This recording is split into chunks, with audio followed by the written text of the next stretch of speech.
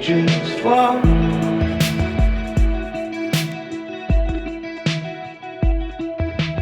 I don't mind.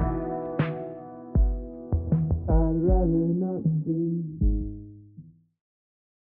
So, Ben, what I would love for you to do is introduce yourself Sure, yeah. to us about your business, et cetera, and a little bit.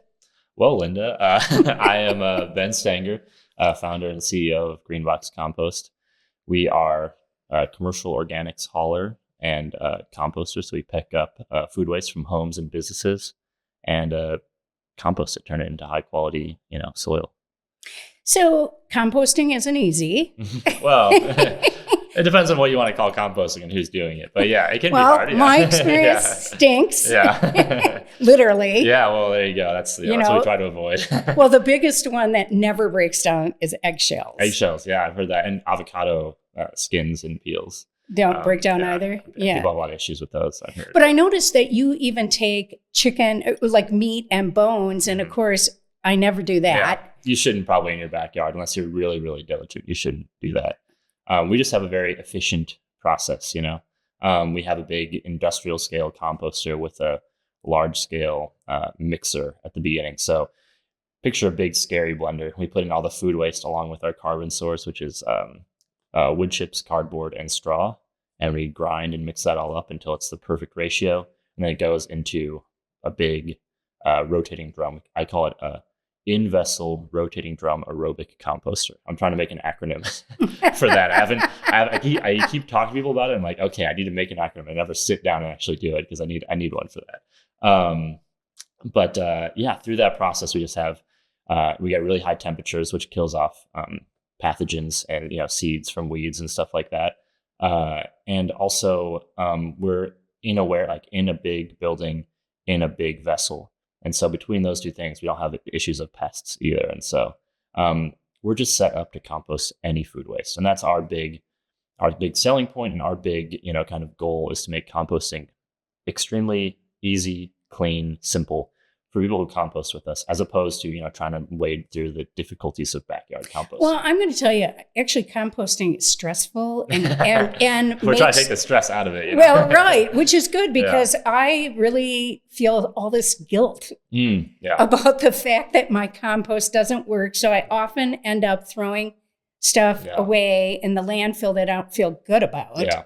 And yet so I'm really excited about this being in this region. Yeah. But what brought you to this idea? Yeah, well, I guess the full answer is my family, I've always grown up, or I grew up gardening. Our family composted because of that. And so when I was younger, I just assumed that was just was what you did, and we were never super diligent about it, but we were vegetarian. We composted all the fruit peels and veggie scraps and everything. And we put those back into the soil. So I just had that kind of background, knowledge and assumption. And as you get older, you add layers of complexity to the world and you realize people don't do that. And when I found that out, I was shocked. Why? It seems so simple. And then you add more layers people don't have time, they don't have energy, they don't have money, they don't have the knowledge. And then, I remember being in high school and talking with my dad actually, and we were could this be a business? Would people be interested? At the time, it was nah, nobody would pay for that. That's crazy. Fast forward, go to college, get a degree in physics. I have no idea what I'm going to do with. And then I end up working in Chicago for about the past 5 years. In the first few years, I was doing other sustainability-focused jobs. And I always knew that was a big priority for me, is sustainability in some form or the other. And then I ended up seeing my former employer, which is a composting company in Chicago. And I worked there for about 2 years, and we just grew so quickly. We quintupled in size in under 2 years. Went from 700 members to 3,500. Oh, wow. And it was crazy. I was like, wow, people care, people are interested. They just need a way to do it, Pandemic hits, I'm getting stir crazy.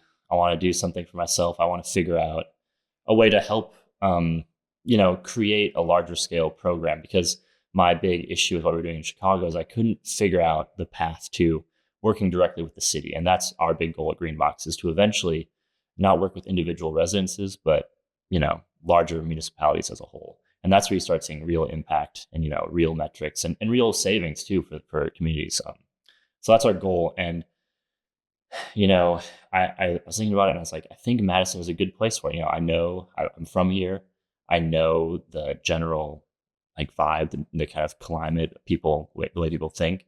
And I think we could get enough people interested to kind of have that be the first step to a larger, large scale program where we have universal composting. And so,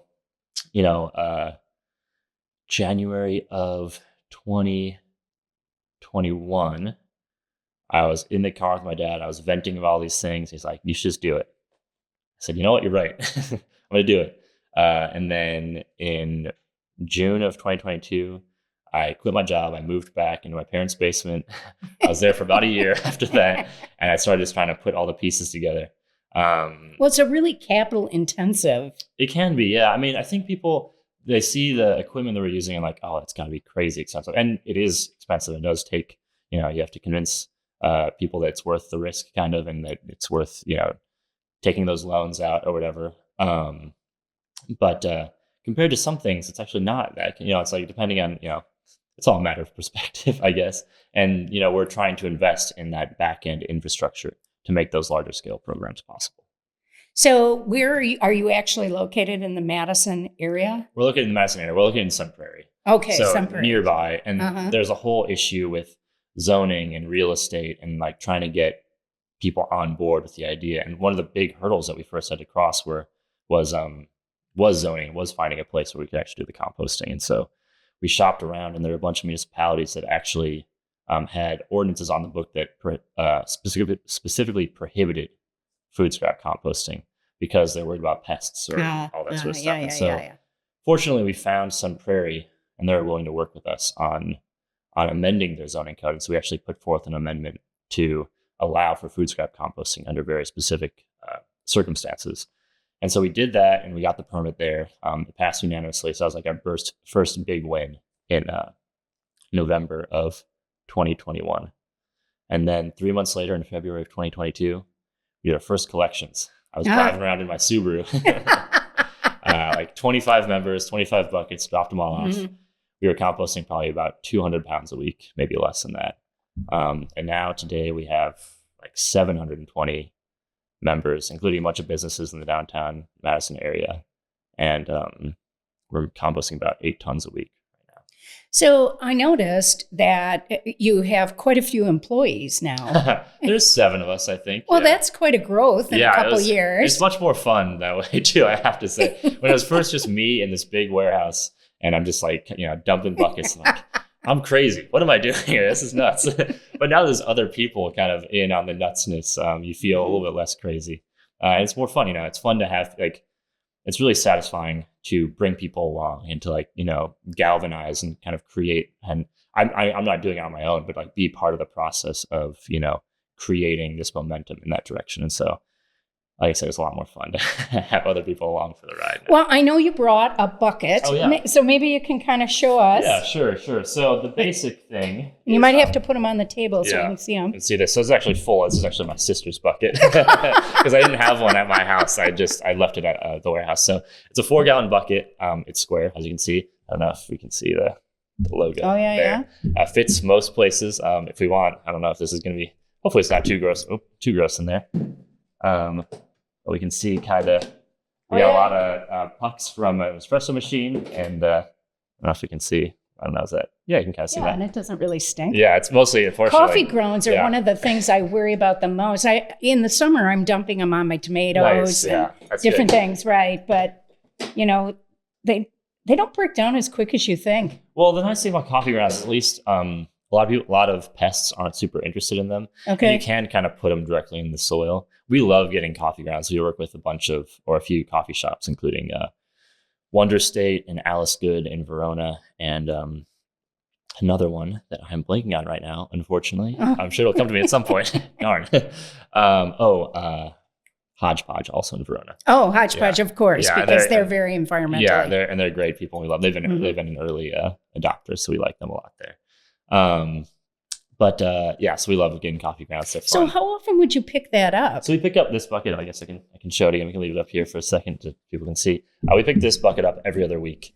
Oh, because I think I would be full. Well, and then you can get two Very if you want. full. It's a little bit more expensive, but it's not double the price. Yeah. But we pick these up every other week. I'd say 80% of members don't actually fill this bucket up. Really? Over the course of, because people, people cook a lot, but it's like, I think a lot of people like also in using this, they think about their waste more and like gets them to actually waste less food, which is great. So it's like, that kind of saying, whatever is tracked can be improved or something like that. Or I thought you were going to say waste not want. Well, waste not want, not that too. Yeah, well, whatever kind of little thing you want to say.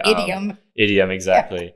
Yeah. But it makes people think about it, which is good. I mean, that's the whole point, is you kind of start to think about your footprint and impact, and like also in a broader sense, and think about there's right now 700 other people doing this as well, and what is that greater impact, and how can we expand that circle and get more people involved. And so I think it's just like kind of starts that thought process a little bit. And so where are you taking the compost, or who are you selling the compost to afterwards? Sure. So mostly it goes back to members. We give. Awesome. Yeah, we give not a ton. We give like a 10-ish pound bag back to members twice a year. In fact, we have an event coming up on Saturday, April 20th. Okay. At North Street with the Cafe Domestique Bloom Bake Shop and Youngblood Brewing Company, kind of like cooperative space out there on North, where we're gonna give a bunch of compost back to members, and there'll be kind of like a general sustainability like market event. I can't remember what we're calling it. So if you're in the area, come by, say hi, and see all the other cool organizations doing their thing around Earth Day as well. Yeah. And this is on the 22nd? 20th. 20th. Saturday the 20th. Okay, the Saturday. Monday is the 22nd. Okay. We got other events going on that we're going to be at, but this is our first event that we're hosting. Okay. Our first annual sustainability fair market. I can't remember the title. It's just terrible, but it's at North Street. I know that. Yeah. So, and I know you brought something else. Yeah. This is actually from my home, so you can maybe pick apart what we've been eating, but this is an optional add-on people can have. It's just a countertop caddy. And you just take these, we can compost compostable liners, as you can see here. You just take this out, bag it up, and put it in this bucket. And then it makes things really clean and easy. And so we use this at our home. We can see, I don't know, what do we have in here? Anything gross? We take so you cartons. take, okay. So we take egg cartons and pizza boxes outside of people's buckets. Okay. Because it's good carbon for us, and you can't recycle either of them, actually. Oh, I'm fairly sure you can't recycle egg cartons, but I know pizza boxes you can't. I know you can't do that. Yeah. Okay. I should know the recycling a little better. But yeah, so we got this there. But that's completely optional. People don't need to do that. It's like costs an additional $12 one time, and then it makes things a little bit cleaner for some people. Yeah. So what has been your biggest learning? I think, I know a decent amount about composting, generally like the art of composting. And I'm trying to learn more about the science. And, we just actually hired somebody to do more of the science, like soil science and testing. And so I can really nerd out about that stuff. And so I want to learn more about that. And there's just so much to know. And I know I'm not going to have enough time, unfortunately, know it super well, but hopefully somebody in the organization will be a pro and they can kind of, teach the rest of us as we're learning that.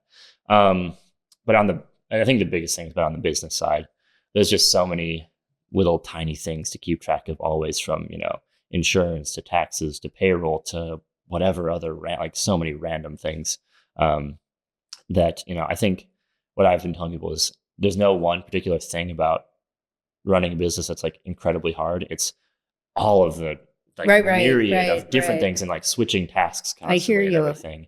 I'm sure you know. And so it's just wow, so much, and all the unknowns, things that just pop up. And oh, okay, I have to deal with that now. So I think just being flexible, and also being comfortable not knowing, and just figuring it out, which is I like to know, and so being comfortable with okay, there's going to be something that's going to come up, and you're just going to have to adapt. And that's just the reality. I think it's been a good lesson for me.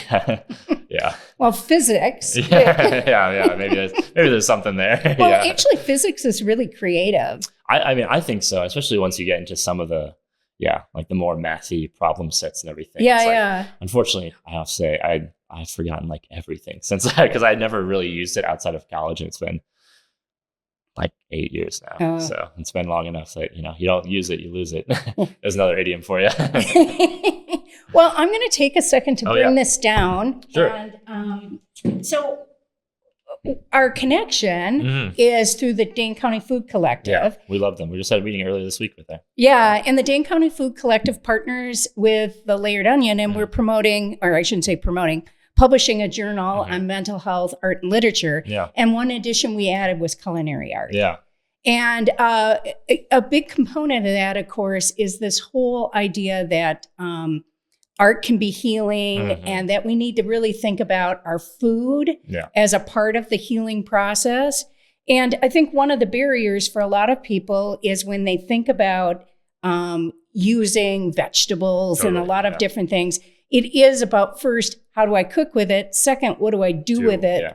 And then the waste. And so it's a whole process. Yeah. And so I mostly cook. We go out to eat, not very often because I have a lot of allergies. So I do most of my own cooking, but I have to say that the composting piece has been something I've never mastered. Yeah, it's hard. And, I'll say cooking is still, I try. I'm okay, but it's not always my forte, especially taking the time to do it. Lately it's been busy. But like one of the things I think about is, that end of life of food, but also I was just talking to somebody this morning about how, soil, that's so important, obviously, to food, and good food is made up of old, dead things, food that has been eaten and, goes back into the earth. And that is really how I see Green Box fitting into that whole picture, is like the, bringing around that energy from that food creation back into the growth, and like returning that back to the soil, and what that allows you to do with the creation of really high quality, good food, which is, healing for people, as you said, like food as medicine to a degree, and like how, and even like food as connection and all those things, like connecting to where you are, but also the people around you, sharing meals, and how we can be kind of, forgive the metaphor, the soil for that, the fertile ground for that to take place, is like how I view Green Box, and what I think I really want to, like why I'm interested in this is like how that can help foster like kind of the ground that a community like that can thrive in. Yeah. So I know that you also, though, are an artist. A ceramic artist. I know. I wish I had had time to go grab some of my things, but kind of tell me about the connection between your ceramics and that, and creativity, and being an entrepreneur. Well, I think the big thing is that, not to put too much emphasis on it, but I think it's part of being like a whole person. People, I think it's good for people to create. I believe that as like a core value, that creation, especially on the flip side of consumption, creation is very, it's an important expression of humanity, and so being able to do that, especially for yourself, especially if you can, like with your own hands or with your own, is really important, even if you don't necessarily share it, or if it's just but if it's just cooking, food for yourself and your family. That act of creation is really important, as you said, healing, I think. And so,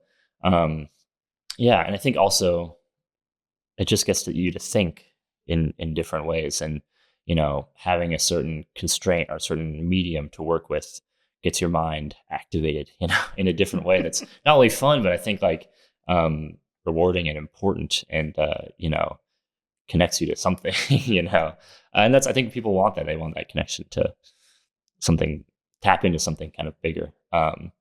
And also it's fun, it's fun to, I throw ceramics a decent amount, less so lately.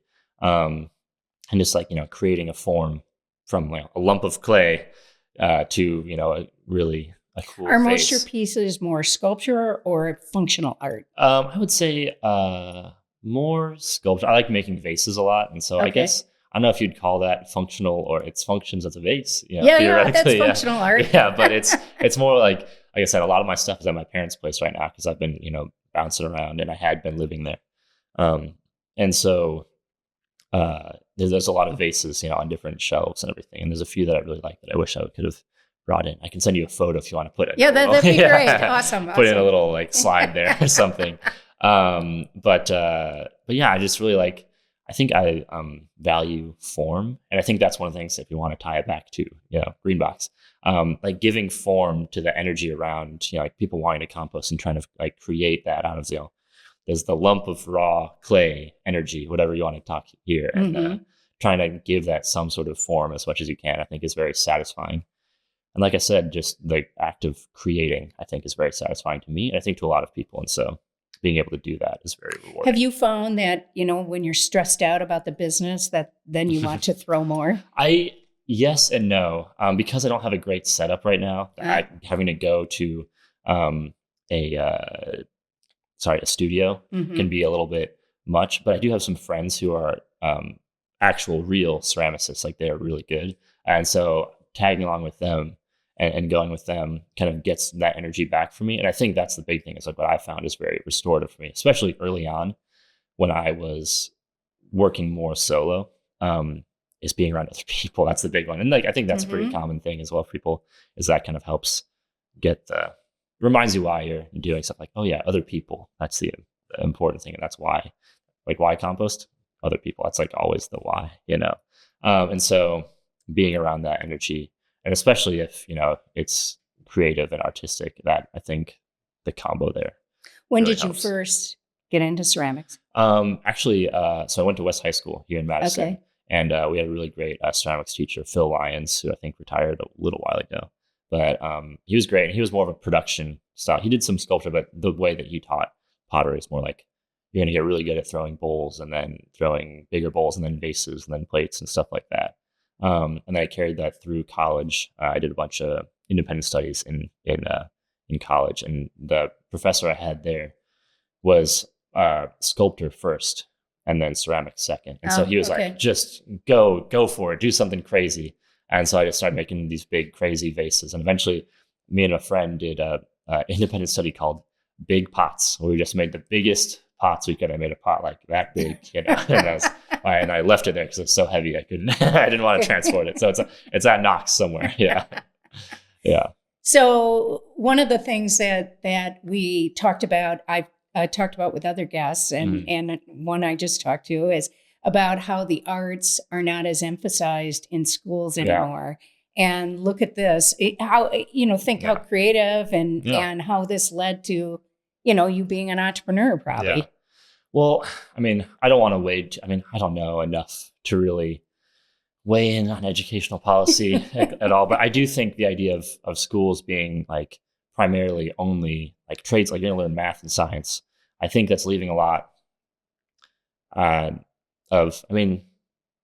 the more human parts of education on the table. And I think that's really a tragedy, and I think that understanding, or at least appreciating, or knowing how to digest, or feeling comfortable creating art, is important. And I mean, I know budgets and everything, and so I don't have the answer there, but I do think it's a tragedy to not have access to that.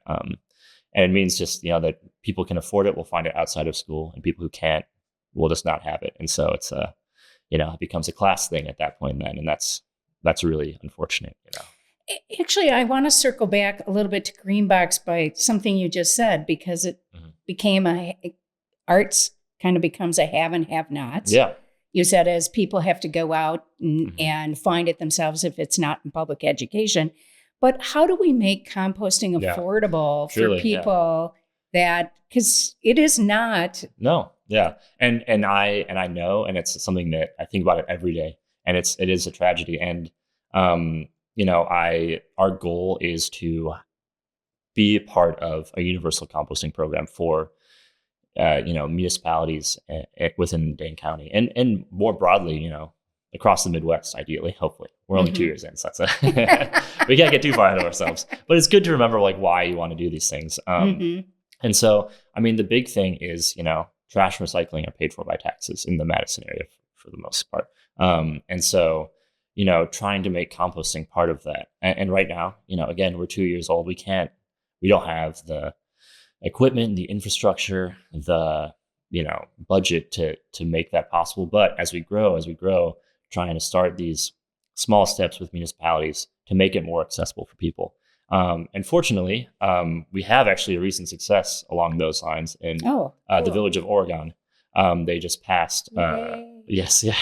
It's a small step, but like I said, a bunch of these small steps will eventually, amount to, hopefully, over the long term, a universal composting program. And so we have a program with them where they will subsidize 50% of up to 100 members in the Village of Oregon to compost with us. So it lowers it from $26 a month to $13 a month.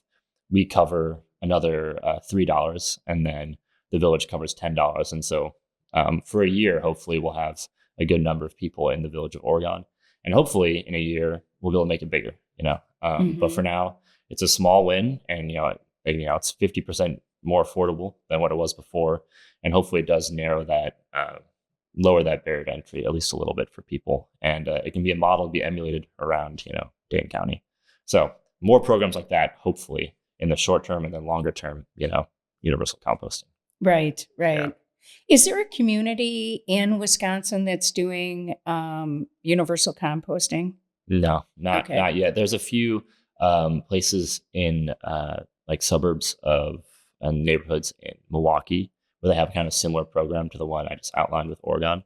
But right now, no universal composting. There are on the the West Coast. There's free opt-in composting in the Twin Cities, or maybe it's just Minneapolis. It might just be Minneapolis. It's not universal, but you can opt in for free. And then, the East Coast is also making strides in those areas as well. So it's nice. I tell people we don't have to actually reinvent or invent anything. We can just kind of follow the trajectories of the coasts and just try and learn lessons from them and then apply them here. So it's exciting. We get to kind of repurpose stuff like that. So what do you feel like are the biggest barriers? Sure. So I think it's, let's see, kind of like three big things. Funding. It's always funding, especially at our stage right now. If we want to try and do, a subsidized program, the municipality has to have funding. And, we do what we can, but we're small. Mm-hmm. We're growing all the time, Again, 25 members 2 years ago, 700 now. But we only have so much. We can give a lot of energy, but we don't have a lot of money to put into it. But we can provide the energy and the knowledge. So it's funding from municipalities. And then on our end, the biggest barrier for municipalities wanting to get involved is lack of infrastructure. And that's the problem we're trying to solve, is funding the development of this infrastructure through this collection program. And I think that's one of the things I'm really trying to highlight with our members. Excuse me, I need to take a little drink here. Is the fact that opting into a program like this is actually opting into trying to create that momentum for larger scale composting, because we're reinvesting all of this back into our back end infrastructure to allow us to compost more and more and more affordably, so that we can take on these larger projects with municipalities. And then the final one, which is a little bit kind of an issue for a later day, is creating markets for green compost, because there's so many applications, especially in the Dane County, Madison area, because it's really good at erosion and stormwater runoff control and binding phosphates and nitrogen, all the things that create all those terrible algae blooms in the lakes. So if you care about the lakes, you should really care about applying compost in the right places to keep those keep those things from getting into the lakes, and also replacing fertilizers and such with compost, as opposed to nitrogen phosphate fertilizers. It's just way better for the planet and for, more specifically, the lakes. So So let me ask you this: as you think about the future, what I'm hearing you say, you want to grow around this area. Yeah. But what is your dream? Yeah. And for really what I was just telling somebody this earlier today, my goal for Greenbox is to be the place that municipalities and counties can go to be like, okay, we have 10 residents right now. in 5 or 10 years, we want to have universal composting. Help.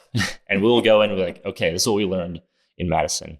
And we'll go in and we'll start as, private. We'll try and get a bunch of businesses on board. We'll be the the pebble that starts the avalanche or whatever. And we'll kind of get that momentum. And we'll know here's the steps, here's the game plan to get from 10 residents, 200 pounds a week to, 700 residents, 8 tons a week to 7,000, 20,000 residents, 100 tons a week to, we're doing all of it. And we'll have that game plan and we'll know the steps to take and like a timeline and the general idea. And so my goal is, if we can make Madison work or even have it look like it's working, go to another city and do that again and try and really, fine tune that process and get that impact across a broader swath of area. Yeah. Do you think that there's a climate issue to make a community so what happened in Oregon that you felt like that kind of worked there versus other? Well, the interesting thing is like a place the size of Oregon, it just takes a few people who are really committed. And in this case, it was their newly formed, they'd met twice, I think, a sustainability committee on their village board that was just really interested in the idea. Like, yes, we're going to do it. And it was perfect because they wanted a keystone project to start off their sustainability committee. And we wanted to help, we wanted to be in Oregon and have a good way to get enough people there. And so it worked perfectly. And so places that size, it just takes a few motivated individuals, quite frankly, to start. And then, with that core, you start kind of that snowball effect of getting other people on board and showing people that's possible. Because I think one of the things that I like about composting, and I hope Greenbox does, is it gives people a tangible, like daily thing they can do to impact, their carbon footprint, the climate, climate change in a way that a lot of things like that aren't attainable. You drive every day, if you can, maybe you drive an electric car, but those are expensive and it's a big purchase. And, this is, a small-ish, still prohibitive to some people, monthly fee that allows you to have like a positive impact every day. And I think that can be powerful for people, especially if you see other people doing that. Now that I walk around, at least for me personally, I see green boxes everywhere. I'm like, yes, that's amazing. I hope other people see that too. And like, I'm not alone, I'm not alone in doing and caring about this. And, having a community of people that care about that. And so I think that's a big thing. I mean, in terms of like larger scale, like municipalities and such, I think it's, like I said, a lot of those slow, steady steps and knowing that, there's going to be a kind of a long timeline. And so starting with the right end in mind, which is like, how do we get all food waste out of landfills? Because I think that's both an important and a realistic goal. It's an attainable goal. There's places that do that. And so knowing that like, okay, the zero waste event that we host this summer, the reason we're doing that is not that event, it's the next event that's bigger, or, the pilot program that's going to have 100 people composting, or eventually the whole city composting. And just like knowing that's the goal and planning with that in mind. And so hopefully we can help be that like kind of cohesive presence that's like guiding those steps. Again, that's the goal. Well, it sounds like a grand goal. Well, yeah. And I'm excited. I'm excited. So I'm going to hopefully, when can I have a green box in my... You know what? Hopefully there'll be something going out tomorrow. We're meeting tomorrow to kind of talk about that with the Village of Oregon. And then on Monday, we're going to be interviewed by the Oregon Observer. Yeah. And then hopefully sometime that week, there'll be a bunch of like flyers up in, coffee shops and the public library, and you'll get emails maybe, or there'll be social media posts. We're going to do a whole blitz. So hopefully everybody knows about it. Well, that sounds cool. Yeah. And I can't wait to see some of your ceramics. Yes. Yeah. I'll send you some photos. So, yeah. Hopefully, yeah. I'm not lying. I do make ceramics sometimes. No, I know. Yeah. And I think it's a big part of creativity is really important. And as I said, it's a big part of healing. Totally. Yeah. And staying well. Yeah. It's like, because you can't work all the time, and you need something like that. I think most people do. Yeah. Well, and I feel like, I have a few gray hairs here, but I feel like the generation behind me has been better about thinking about work-life balance. And I think part of it is because they witnessed Yeah, the not good. burnout. Exactly. Yeah, they witness things that they didn't want to do. And of course, the irony of then cutting, art from school programs. So we have to figure out how to get that energy back where it really matters. What a shame. Yeah. And I was really into the arts when I was young, and then I, like most people, felt like, you gotta work. Yeah, right, can't do that. Yeah, be realistic or whatever. Right. So I hope other people don't feel that way. Yeah, me anymore. Too. Yeah. So if there was one thing that you could tell 10-year-old Ben, wow, what would you tell 10-year-old Ben? That's a good question. I think. I was very shy, I think, when I was younger and bookish, which I don't think is a bad thing. But I'd say, get out there more, do, because now a lot of what I do is go out and talk with people, it's so satisfying to learn not only what they're doing, but how we can work together and how we can try to make things better. And that's just, it really gets me going. And so I have a lot of fun with that. I think I'd try to push myself to get out there a little bit more as a 10-year-old and older, maybe. But just so don't be afraid to talk. I think I've learned to kind of harness that to be more extroverted, actually. But I think generally, I think I was definitely an introvert for most of my life. A reformed introvert, maybe. I don't know. Yeah. Well, I think it's really interesting in other cultures, especially in Southeast Asia, they really are into the Myers-Briggs. But interesting. They're into the Myers-Briggs, how it evolves. Oh, interesting. So, how you change that. Yes, yeah. I actually know my Myers-Briggs right now. I've taken enough of those little, aptitude tests that, INTJ. So, I am INFP. INFP. So. Okay. I forget what the letters mean, honestly.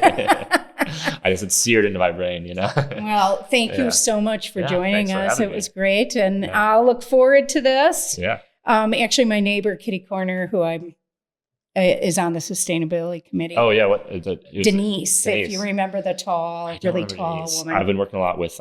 she's a meteorologist. Lynn McDaniel, if you know that name. Oh, yeah. She just got reelected. Yeah, and that's what she, we passed the thing, and then she's like, oh, yeah, so you might not be working with me. We'll have to see how tomorrow, because I was on Monday and then Tuesday elections. Wednesday, got an email. I'm still there.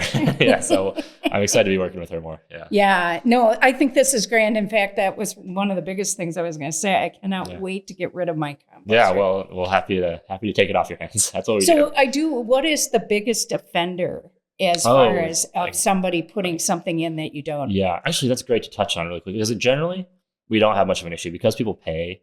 Because the way we find people, it generally self-selects people who really want to, do it the right way. But you've heard of wish cycling, right? And so there's unfortunately a lot of greenwashing and false claims about compostable items like coffee cups and bowls and forks and knives and things that say they're biodegradable, which doesn't really actually mean anything. Biodegradable is actually everything on the long enough timeline is biodegradable. And it's kind of a claim that some companies make that's unfortunate because so people put things that they think are compostable into their boxes. Whatever it is like a coffee cup that is lined with something that, it says biodegradable. And they put composting is biodegrading.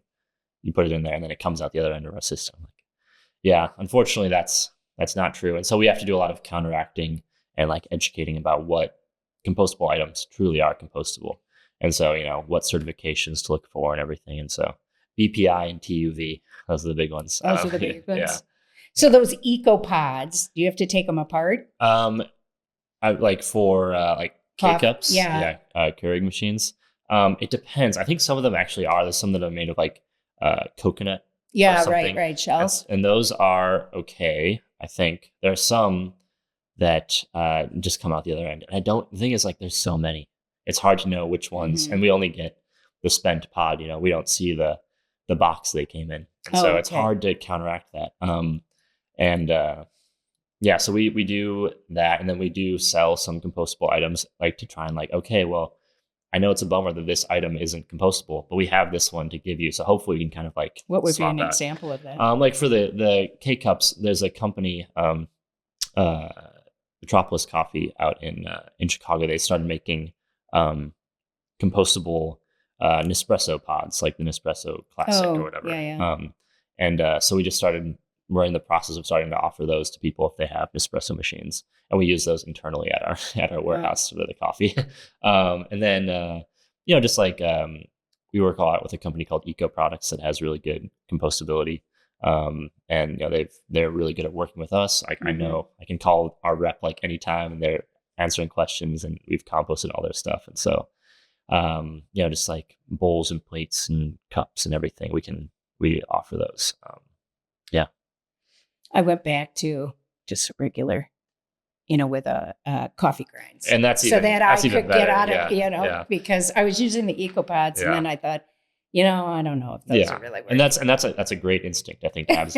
Question is this too good to be true? So then I just and I can use it on my tomato plants exactly. and my Perfect. herbs and whatever. So it works fine, but I decided, just kind of look for your opportunities. Totally. If my machine broke. Time to call it quits on that right, one. Right. I mean, at home we use just drip coffee ourselves. So can't beat the classics, right? Right.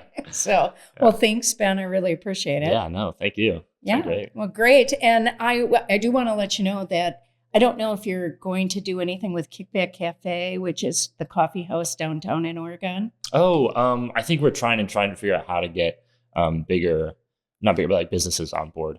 We're going to have our gallery, a gallery there. Cool. And so the thing that they do that is really amazing is they're a neurodivergent. Yeah, actually, I just was there one time, kind of like in the last month or so. Yeah. So they would be a great.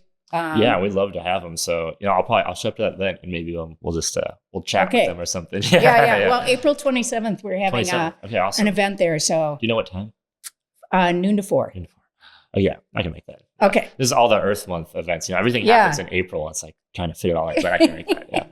Yeah. All right. Awesome. Well, thank you. Yeah, thank you. Could we just fly?